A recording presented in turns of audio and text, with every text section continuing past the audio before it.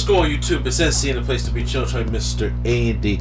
Back to give you guys an Elimination Chamber review, and joining me is the man, the myth, the reality, revolutionary, Flo Jonah Truth. We back, man. At work while I'm at work.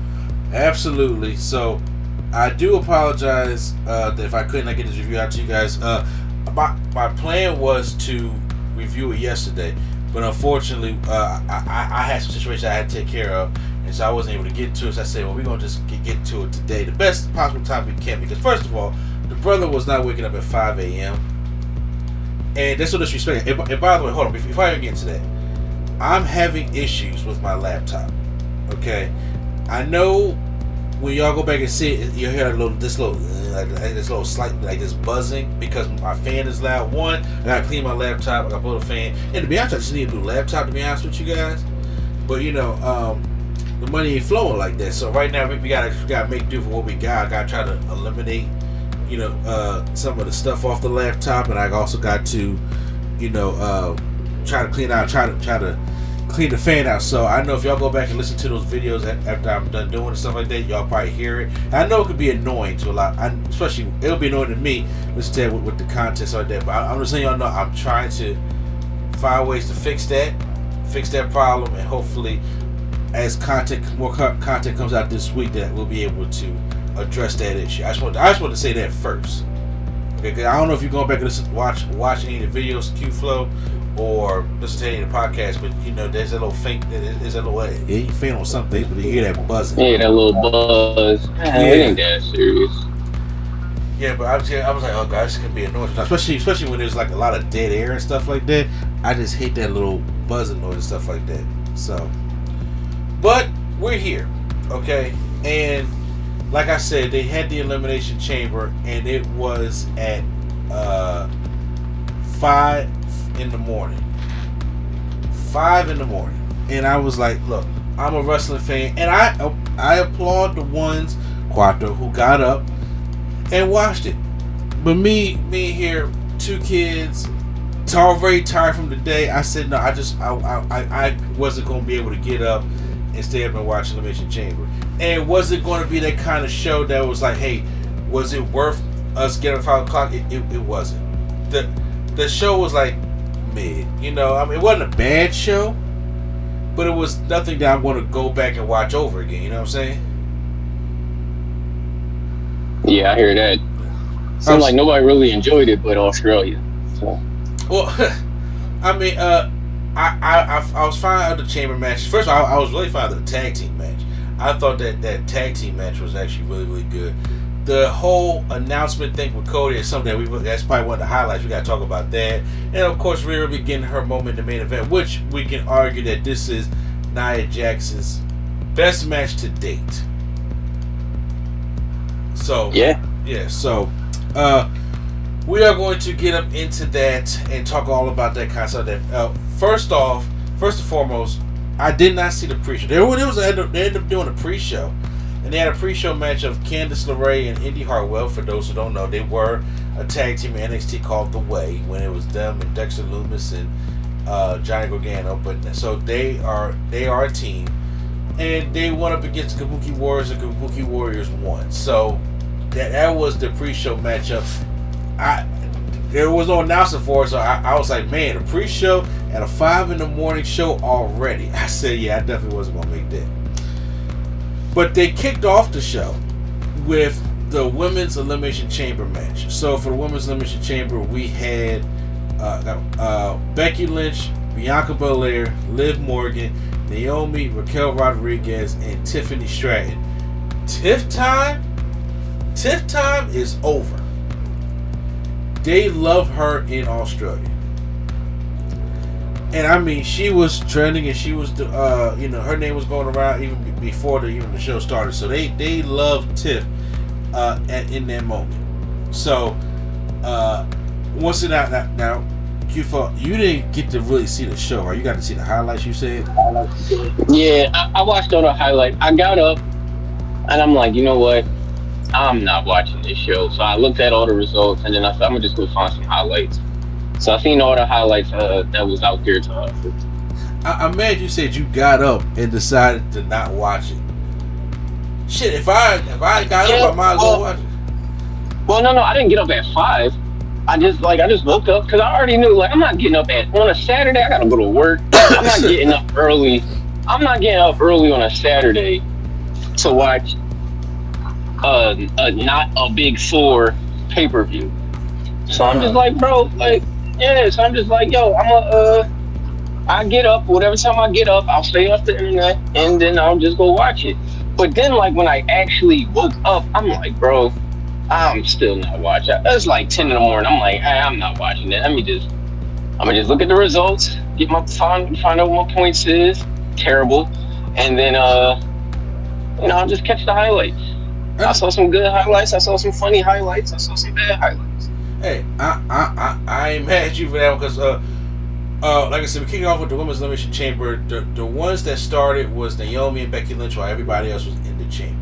So it started off slow for the women, okay? Then Naomi and Becky Lynch was still trying to like find their footing. They was doing the whole respectable shake hands, grab each other's foot, let's place it down, let's go ahead and fight, blah blah stuff like that.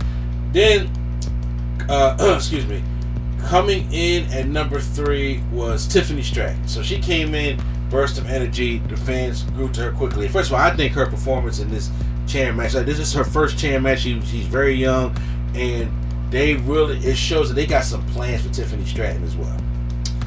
And after Tiffany Stratton came in, Liv Morgan came in. And now Liv Morgan, is a face, and she has this whole story about trying to get back to Rhea Ripley, but she was actually not getting as cheered as much as Tiffany Stratton was. Even when she gave some offense to Tiffany Stratton, she was getting booed. So the first elimination came when Naomi knocked Tiffany Stratton off her leg, and she climbed up the chamber wall, and she was on one of the pods.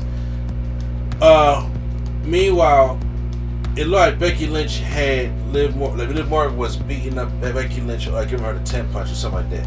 And Naomi jumps off the top of the pod and gives Liv Morgan a blockbuster, which Michael Cole called it a sunset flip powerbomb. It was clearly a blockbuster. But as she did that, Tiffany Stratton came in there and rolled up Naomi, and Naomi's eliminated that quick. Red flag number 1. And I was like, it's still Black History Month. Why are we getting eliminated first? I was saying, like, I love Naomi. I'm glad Naomi's back. I think she'll do better here than she would in Impact, even though I liked her in TNA. But I was like, we not off to a good start just yet. And the rest of all, knowing coming in, I knew Naomi wasn't going to win. Okay, it was clear as day Becky Lynch was going to win. That's the match. That's just what you want to do. However, I was like, I thought Naomi would at least get an elimination. You know what I'm saying? That's what I thought. I didn't think she was going to be eliminated that quick, that fast, to be honest with you. I honestly thought, and this is going to be weird for everybody to probably hear, but I thought Raquel Rodriguez was going to be eliminated first. But she wasn't. But coming in at 5 was Raquel Rodriguez, and she came in and she was the powerhouse of the matchup, just tossing the ladies around and tossing them into so like she tossed Tiffany Stratton, and like she tried to go for her karate, she grabbed her, she just tossed her into the chain wall and everything like that. So it was intense. Then the last one to come out was Bianca Belair. So now when Bianca came out, she went right after Tiffany Stratton. Like, was beating her down and stuffed her into her own pod before they got into the action. Which I was like, I wonder if they're going to try to build up to a match between Bianca and Tiffany Stratton at Mania. But then once again, I was like, do you really want to do that? Because you don't want Tiffany to lose, but you really don't want probably Bianca to lose neither. So, you don't know. You know what I'm saying? You just don't know how that's this thing going to go. Our next elimination, though, came in the form of Tiffany Stratton by Liv Morgan. Liv Morgan, when she pinned Tiffany Stratton, the crowd did not like that at all, and they booed her. But before Tiffany Stratton got eliminated, she does have moments where she is up on top of the pod, and the way she does a swanton bomb is interesting but effective, because she like stretches out like a damn swan, like her arms almost go vertical as she flips over. But she does a swanton off the pod to all the ladies on the ground. I missed exactly how Liv eliminated her. I don't know if it was Oblivion or whatever the case may be, but Tiffany Stratton got eliminated second. Then next up, Bianca Belair gets Raquel Rodriguez, and she hits her with the KOD, which was kind of impressive. I thought she was going to drop her on the head, but she got her all full rotation and got her, and she eliminated Raquel Rodriguez. So now we got Liv Morgan, Bianca Belair, and Becky Lynch left. And Becky Lynch still has no lift off anything she does when it comes to her offense. But good exchange by all three of these women. So Liv Morgan ends up rolling up Bianca Belair. And then after that, after she rolls up Bianca, it was like a surprise type thing, Becky Lynch hits the manhandle slam on Liv Morgan and pins Liv Morgan. Becky Lynch is your winner, and she's going to take on Rhea Ripley at WrestleMania for the Women's World Championship, which is right now the biggest match you possibly can do with all the injuries and things that have been taking place, riddled for, of course, the Philly WrestleMania. Yep, pretty much. So, seeing from your perspective, how did you enjoy the first match? I mean, from what I saw, it was alright. Nothing to write home about. I think they've done better, if I can recollect my thoughts. But yeah, I thought it was alright. Now we knew Becky was winning, it was the obvious choice, but it would have been nice to maybe see a swerve. But it is what it is. Yeah, I mean, I get you, but as of right now, for all the women that was in there, it's like Bianca's been there already. Tiffany is too young to go there and put her in that position just yet. Because if you do, she ain't gonna beat Rhea. Okay, so you're just setting her up to lose.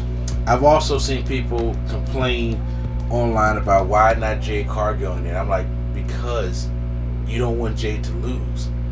Jade was not going to win, and if you put her in there to have her against Rhea, not yet.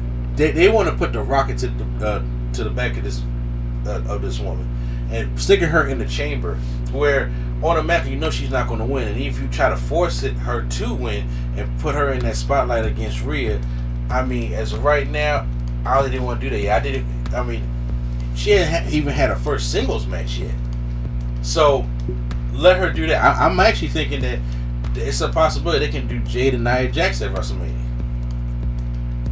It's a possibility. Oh, that'd be interesting. Yeah, just for her to get, match and the reps under her belt. Okay, so she still even signed to a show yet, so I'm not mad at that. So yeah, Becky Lynch won the matchup, and I thought for what it was, I thought it was a pretty decent chamber match. So, like I said, have we had better women's matches before in the chamber? Of course, things like that. But I still think it was fine. Like I said, the show was mid to me.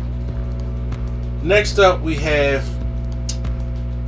the match for the Tag Team Championships. We have the Judgment Day taking on with the New Catch Republic, which is Pete Dunne and Tyler Bate.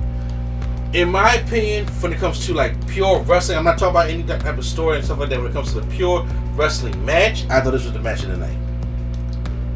I thought what Pete Dunne and Tyler Bate brought to them and Finn Balor and Damian Priest, I thought this was, let's say, the match of the night. There was one spot they messed up on where Finn was on the top rope and Priest was supposed to get Hurricane Rana into Balor, but he kind of stumbled. They had to get back up, and then he had to get back up and then fall with my fingers up, fall into Finn Balor. So it looked kind of bad. So yeah, that was like the one message spot that they did. But even the double burning hammer on the Damian Priest, it was just a really great matchup, which I do not have. So if y'all see me kind of skimming through all this stuff, I don't have my match notes in front of me, unfortunately. So I can't go play by play with you guys when it comes to that, because I don't have my notes with me, and I did not go back and watch Rich Chamber. This I had on Saturday. Y'all seen this is Monday. So okay, so I do apologize for that. But at the finish of the match came when Damian Priest was on the top, was like on the middle row, and he had Pete Dunne and Tyler Bate gave him a double South of Heaven choke slam, and then Finn Balor gave the coup de grace to Pete Dunne and won the match. I did hear after the match that Finn Balor could like dislocated or fractured his finger. I don't know. I didn't see anything, because I don't know if it was like one of the Dijak injuries. I'm not necessarily sure, but I heard that. I'm not necessarily. It could be false. I don't know. About that? I don't know. I didn't see anything about that. Okay, well, they retained the championships, which I already have. I think I know where this is going in my head of what they're probably going to do. We all know where it's going. Wow, look, I'm kind of happy for that. All right, so oh Lord, so now we had the Grayson Waller effect that was coming up next. Grayson Waller came out. Well, first of all, Austin Theory was out there. That's just like his partner now. And he comes out there with like these, trying to get cheap heat with the crowd. Talk about some, I want to have me some real Australian food and go to Outback Steakhouse and have me a blooming onion, knowing that they was going, didn't like that. But who is from Australia is Grayson Waller. Grayson Waller comes out and he does. I think there's a former UFC fighter or a UFC fighter or MMA fighter or some type of fighter that was Yeah, you talking about Tues? What'd you say? Yeah, I know you're talking about Tua Vicia. Okay, is he a current fighter or is he a previous fighter? Yeah, no, he's current. Okay, he's current. Yeah. What they do, a shoey? They did a shoey. It looked like fresh shoes, but me personally, okay, if anybody that is watching or who's from Australia or just knows about it, what is the big deal about the shoey? I don't feel myself. I'm like that looks gross to me. That's just they thing, man. Drink beer out your shoe. Because I know it used to be like a war thing in Germany when I was looking it up, and they would drink from their boots. Like, oh my god, that's fucking disgusting. But even with a fresh shoe, I'm like, and they just sit there and pour beer and drink the beer out the shoe. I'm just like, you know what? Hey, to each his own, because that shit ain't for me. Because then it's like you got to put the shoe back on. Yeah, I'm just like, yo, fuck. Yeah, I'm just like, yo, bro, no. But like I said, it looked like Rhea Ripley did it during the press conference. Yeah, look, I'm saying, look, I still love you, baby, but I'm just saying, but that ain't for moi, okay? That ain't for me. Y'all can post that in the comments, but I'm sorry, that ain't for moi. But they get in there and people love Grace Waller because he's from Australia, so they're going to bring out their special guest. First, Grayson Waller brings out Seth freaking Rollins.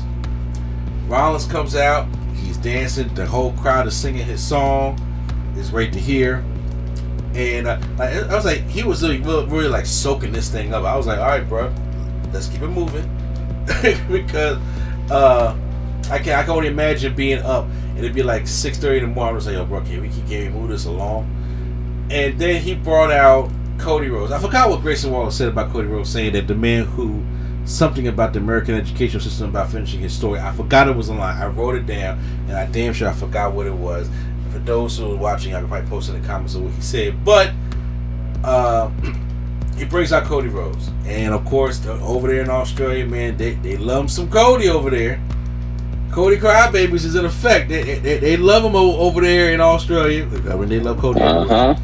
Cody comes out, and so Perth, what do you want to talk about? So Grace Waller says, no, we ain't doing all that because this is my show. And he said, well, the fans had a chance to have one of the biggest WrestleMania main events ever, and you took that away from us. So do you find yourself to be a little bit selfish in that regard? And Cody said, look, I'm going to tell you right now, I am a fan of Dwayne "The Rock" Johnson. And he said if The Rock was here, he would probably say something about Rudy Poo, or he'll stick something on my candy, whatever, and things like that. But, he won the Royal Rumble. So, he didn't take everything from everybody. He's going on to WrestleMania to face Roman Reigns. Alright, well, Grayson Waller, I want everybody in Perth to acknowledge the tribal chief. Put your ones up, like he said. So I know Q was somewhere putting his one up. And Seth Rollins was like, well, look.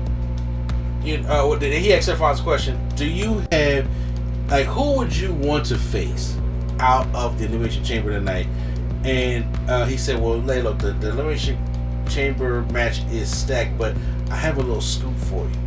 And do you mind if I give you a little scoop? Do you guys mind if I give y'all a little bit of what's happening? And he says, look, I am just days away from being medically cleared to compete. And so the crowd cheered for that. So he said it doesn't matter who wins the chamber because he's going to basically win anyway. So, and then Grayson Waller was like, cool story, bro. But then he says, but then that's when Grayson Waller asks Cody about, the Rock stuff. But then Cody was like, you know what? I got like a little thing, a scoop of my own also. And he said, well, before he said that, he says that, The Rock calls himself the People's Champion, but in order to be the People's Champion, you have to actually be around the people. So then he says, so look, this is what Cody wants. He said, he said at the press conference, Rock, you slapped shit out of me, Rock. Okay? So I want to go one-on-one with you anytime, anywhere.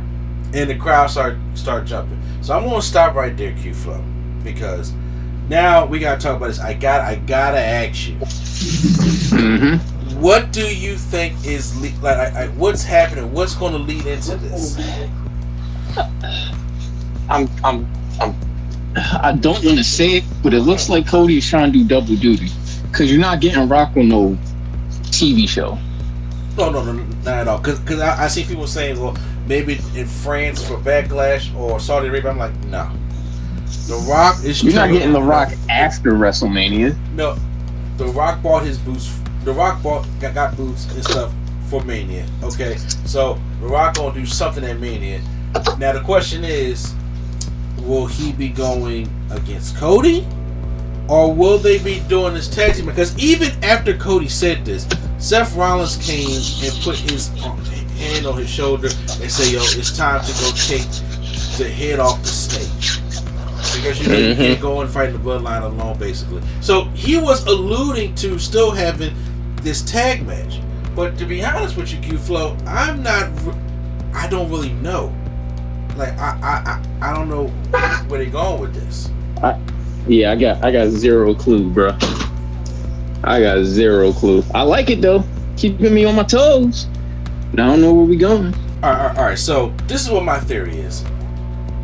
I don't know if they're going to have Roman go back, like fight for 2 nights. Maybe, I'm not necessarily sure. I've seen people online talking about that they're not going to have Roman go fight for 2 nights, or they're not going to have The Rock do more than one. But I'm like, The Rock's not going to. Then with Seth Rollins' injury, and I know he said he's gonna be clear, but like, what is the true definition of clear? Like, is this something that is just like, hey, this could just pop back, mess back up? Like, because me personally, I thought they was just going to keep Rollins off wrestling until we get back to Mania.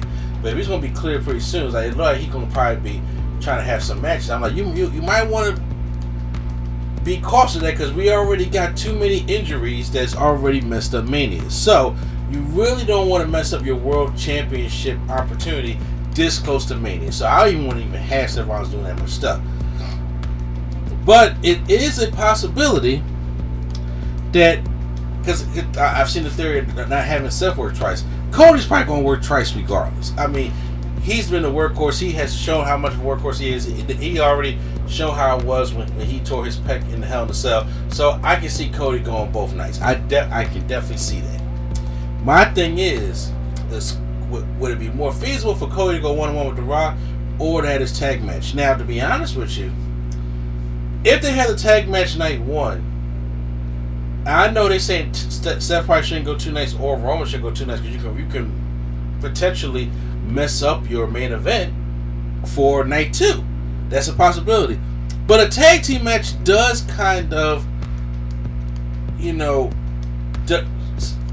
it keeps Seth Rollins and Roman Reigns not in the match, or The Rock not in the match the full time, okay? Opposed to like a one-on-one matchup.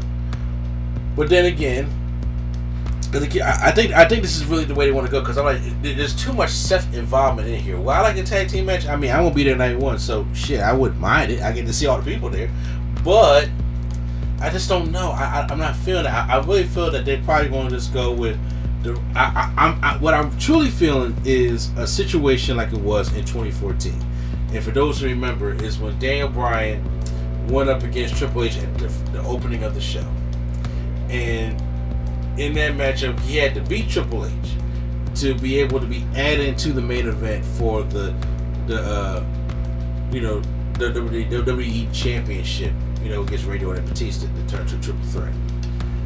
I see it being a thing where The Rock uses like his leverage and his power to be like, hey, Cody, you're talking all this mess. You don't call out The Rock. The Rock calls you out. And I can see it on night one. It'd be Cody and The Rock. Main event night one.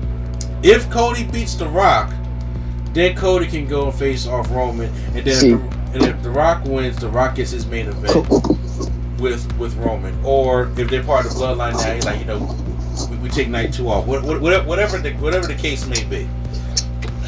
Yeah, Cody's bugging out, but I guess it'll make the win that much sweeter, I guess, because it's like, he just had a fight with The Rock, and now he going against Roman, which that ain't no easy task either. And now like he going against Roman for the title. It's looking dark for Cody. It just makes his win that much greater because he took on two Samoan legends. Yeah, I mean that is true, and people. It could be a possibility of a double turn. I mean, not a double turn, but a turn for The Rock that like the double cross Roman. We don't know what The Rock whispered in Cody's ear. We still ain't really get no explanation. The Rock does come back on SmackDown, but there's still just no explanation. You know what I'm saying? Which he's gonna be on SmackDown this Friday. Yeah. Oh, let's go. Yeah, but I'm saying, I'm kind of hoping we add more of an explanation than him just putting the L up in the air and wearing this $500 sleeveless shirt. I want get to see Hollywood Rock and all that stuff like that. Kinda was cool for what it was, but I'm like now I'm looking for some answers going into main day because with answers and context that can help sell matches. You know what I'm saying? Yes, sir. That's how I feel about it. So, right now, I'm leaning more towards Cody versus The Rock for night one. That's what I'm leaning more into, opposed to the tag team match, only because of Seth's injury. But then again, they may know something that I don't know, and they may just lean right into the tag match. Whereas if they may look at The Rock and be like, "Hey, it's not possible for The Rock to like go 100% on a one-on-one match right now, so we gotta help him in a tag team match." That's all possible. I'm hoping we find more answers out by Friday. You know what I'm saying? So now going into, because I did not know which one was going to be the main event, which one wasn't going to be the main event, but they decided to go with the hometown girl as the main event. So that means the next match is the men's Elimination Chamber matchup, which is we got Bobby Lashley versus LA Knight versus Kevin Owens versus Logan Paul versus Randy Orton versus Drew McIntyre. So now this was the shit show I seen, but as far as highlights and whatnot, oh, this was a mess. Which way you talking? There was a lot of botches that were highlighted. Well, yeah, both chambers did have some botches. The one to start out the match was Drew McIntyre and LA Knight. They start out the match. And he was over. LA Knight was over. Kevin Owens was an insane man. Like he was flossing at the opportunity to get to Logan Paul. Like he was banging his head on the chamber door. He was going like straight crazy. I was like, oh my god, Kevin.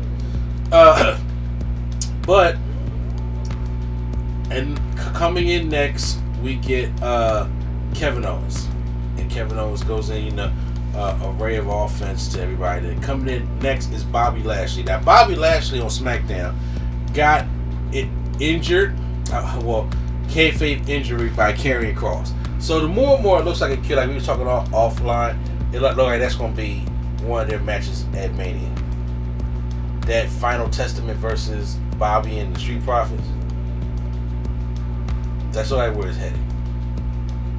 So, so Bobby has his arm taped up. So I was like, okay, this is obviously going to probably be something like an injury angle of how they're going to be able to write Bobby out of here. Even though I felt as though like, hey, maybe they just would not have to take Bobby, you know, in there at all. Number 5 comes out is Randy Orton, and then the last one to come out is Logan Paul.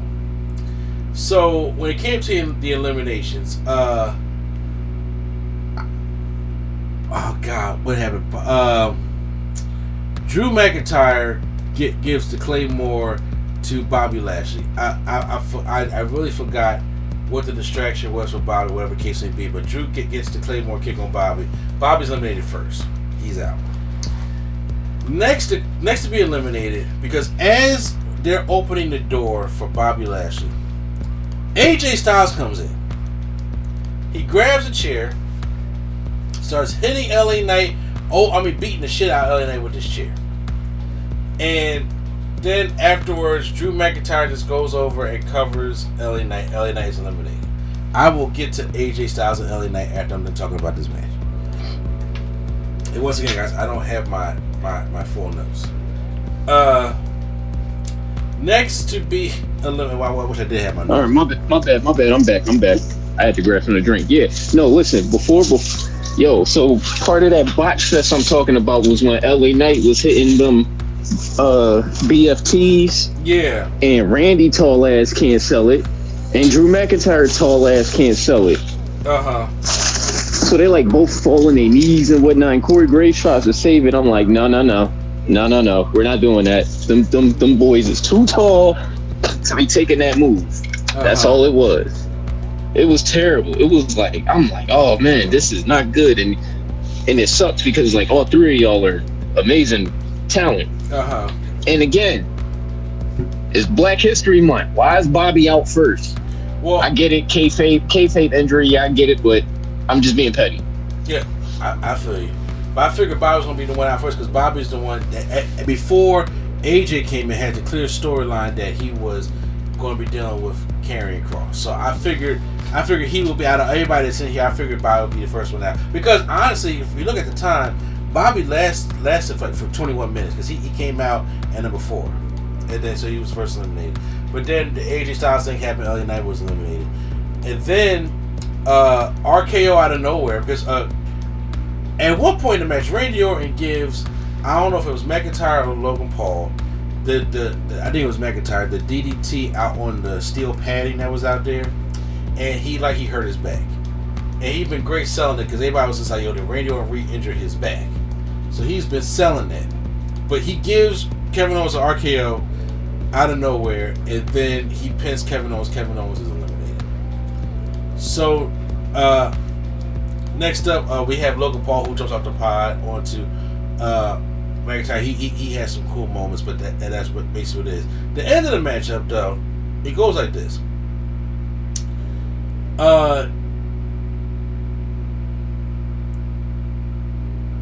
Logan Paul, he takes out McIntyre, and the camera is like stuck on Logan Paul, and because he has the brass knucks out, okay, and then as he stared at the camera, out of nowhere, Randy Orton hits with an RKO.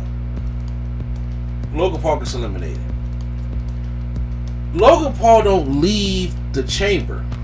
He's still in there as Orton and McIntyre is about to go at it. But then Logan Paul comes and hits Randy Orton square in the face with the brass knucks and takes out Randy Orton. And then McIntyre comes and pins Orton. Now, once again, I know I hit. Sorry about that, y'all. I know that I did not break it down because I know I missed some stuff. Because like I said, I don't have my notes in front of me. I don't. And usually I take them on my phone, and I didn't. I know I was old school this time, but I usually have my notes in front of me so I don't sound like this shit on a review. But seriously, y'all, I forgot them. But I was actually kind of perplexed by that because I was like, so it looks like they moved away from the direction. I thought they were going to try to do LA Knight and Logan Paul at WrestleMania. But it looks like they're clearly like they're moving to LA Knight and AJ Styles at Mania, Logan Paul and Orton. And I have to be honest with you, I don't know if I like them. I don't know if I like that. LA Knight and AJ Styles for me personally. Those in the comments or anything like that, it may be different for you, but for me, that's a SmackDown match. That's not a WrestleMania match to me. It don't have enough heat for a WrestleMania match. Could you build it up in 5 weeks? Sure, but I'd rather you do that match on SmackDown. Don't try to build up this for 5 weeks. I'm like, for a regular grudge match, I need some other stuff. And then Orton and Logan Paul, and I'm like, Kevin Owens still got this anger. You don't be angry and bang your head on the side of the chamber pod trying to get to Logan Paul, and then it's like, okay, Logan Paul cheated you out the first matchup, you didn't win this one, and Kevin Owens is not going to go back after Logan Paul, and then you're going to just go to like Logan Paul and Randy. Me personally, I'm just like, just do what y'all used to do for WrestleMania, when it's like you got these amount of guys, you ain't really got nothing for them to do. Put them all in there for a ladder match for the United States Championship. They all got these separate rivalries, but instead of trying to put all these little grudge match singles matches on the WrestleMania card, you can put Logan Paul, Randy Orton, Kevin Owens, AJ Styles, and LA Knight all in there. You can even add another person if you want to. Hell, you can put Solo in there. He ain't got shit to do. But you can all do that and have the United States Championship on the line in a ladder match. I will be excited to see that, because they used to do those kind of traditional type ladder match. Like WrestleMania 31 was the one I was just like, okay, see, they ain't got nothing for Barrett and all these other guys to do, and the whole storyline was everybody just kept stealing the Intercontinental Championship from Barrett, from Bad News Barrett, and we just put them all in a ladder match at WrestleMania 31.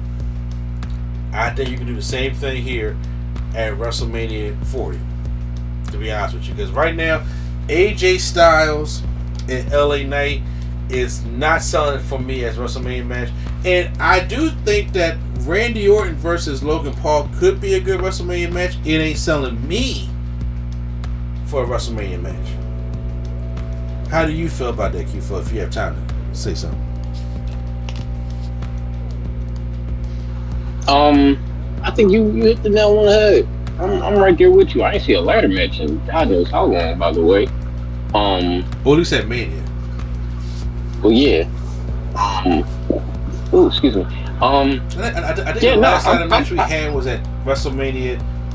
The last ladder match we had at WrestleMania was WrestleMania 36. That was the Pandemic Mania. Oh. When it was Jimmy versus, but they had the half the tag teams. It was Jimmy versus Kofi versus John Morrison for the tag team titles in that empty arena ladder match. Yeah, that was weird. Yeah, and I was just like, whoo, yeah, that was something.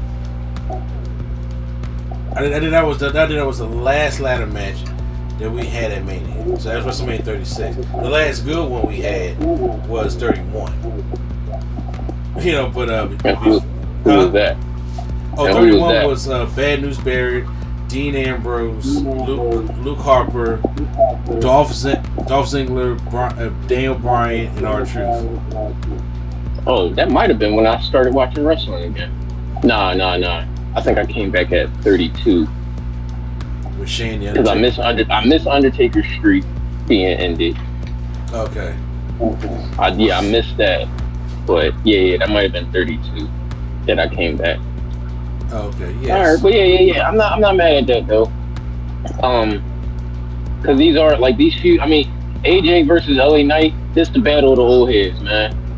They want to let the world know the old heads still got it. That's all. Yeah, I got it, but I don't look at it as a WrestleMania match though. You know, I don't think it's going to be a WrestleMania match. They might solve it on a SmackDown. Like I said, solve it on SmackDown, and in that way, I'm just saying you just take LA Knight, AJ Styles, Kevin Owens, Randy Orton, and Logan Paul, and stick them in one match That way, everybody's on the card, and you just put them in there for a ladder. Now, would that be kind of grotesque to Randy Orton to the point where Randy Orton, he just came back from back surgery, had a broken back, and they put him in a War Games match, then the Elimination Chamber match, and then a ladder match? I'm like, y'all don't like me. That's how I'm like, y'all don't like me. But because y'all put me all kind of matches, knowing that my back messed up like that. But I'm just saying, to me, for somebody who just loves chaos, I think that would be a good opener on any night of WrestleMania. Because I always like for WrestleMania, give me the best stories, give me stories that's going to culminate at the climax of the rivalry, and I need at least 1 to 2 gimmicky specialty type matches. I've always felt like that for Mania, or at least give me one great one. And usually it will fall under the whole ladder match thing. So that's what I'm hoping, because as of right now, the way the card is looking and these rivalries set up, I don't see any kind of gimmick style stipulation match happening at Mania. So shit, put them in there with a ladder, and then you could just have either Logan Paul win it, or have somebody have me personally have LA Knight win it. And then if you want to have LA Knight and AJ Styles feud for the United States Championship after WrestleMania, fine. But to build that up for 5 weeks and to do that at Mania, I personally think that's the way to go. Honestly.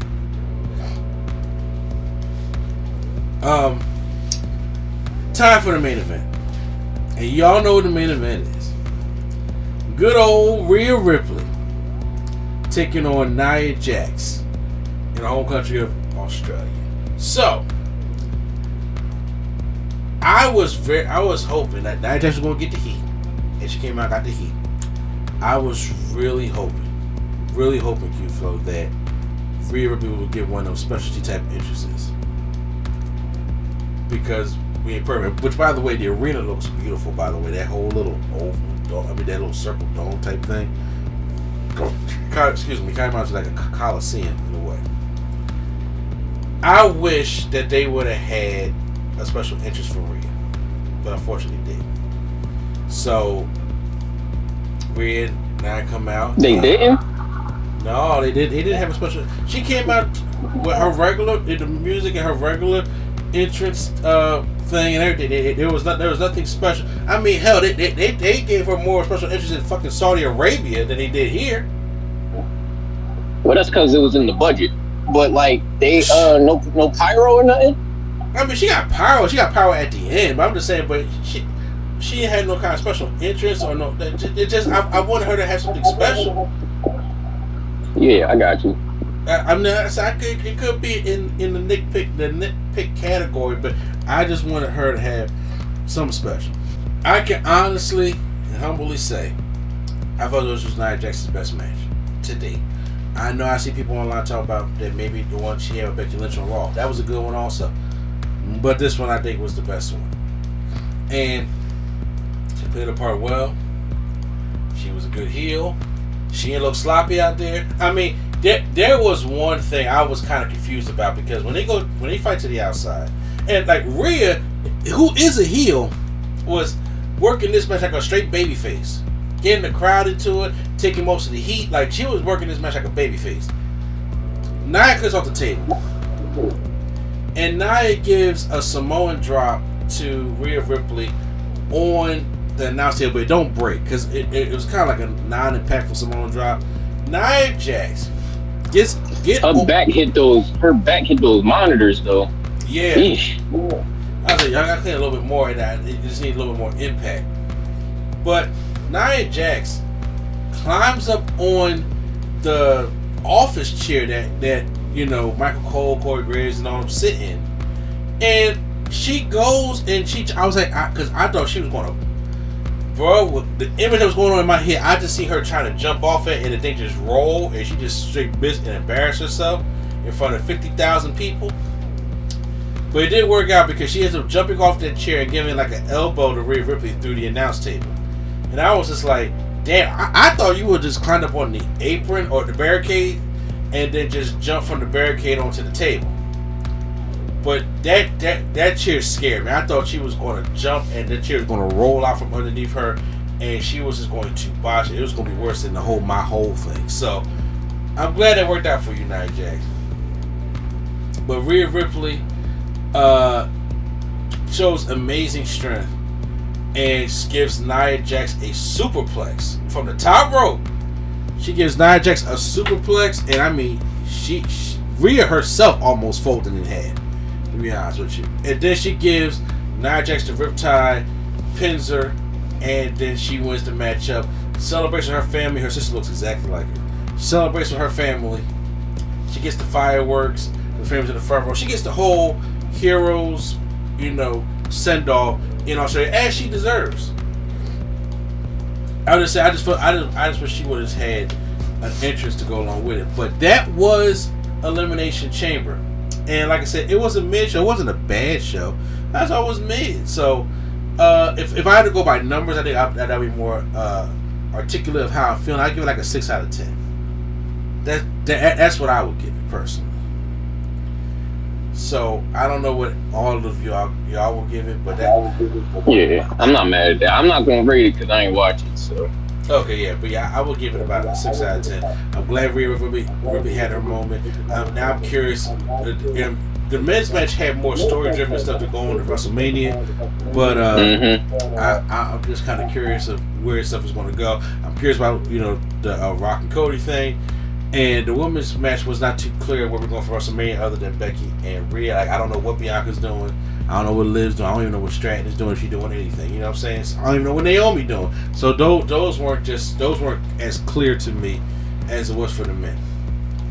In the tag team match, it was kind of evident where this is going. So yeah, 6 out of 10 for me for Elimination Chamber. But how did you guys enjoy Elimination Chamber? Post down in the comments down below. Hit the like button if you guys enjoyed our review, and hit the subscribe button for more WWE coverage. I probably want to record a podcast late. Got 2K stuff coming out this week because I got a lot more news coming out from 2K this week. So make sure you guys stay tuned for all that. So I appreciate you guys. Like I said, I apologize if you having notes. I'm sorry I had to hit a little buzzing going on when it comes to recording. I'm gonna try to fix that right now. But I'm here for y'all. I thank y'all for y'all support. So once again, this is NC, the place to be. Joe Sandy, and the man, the myth, the reality, revolutionary, Flo Jonah Truth. all right, man, y'all be good. All right, and the Nerd Coalition is out.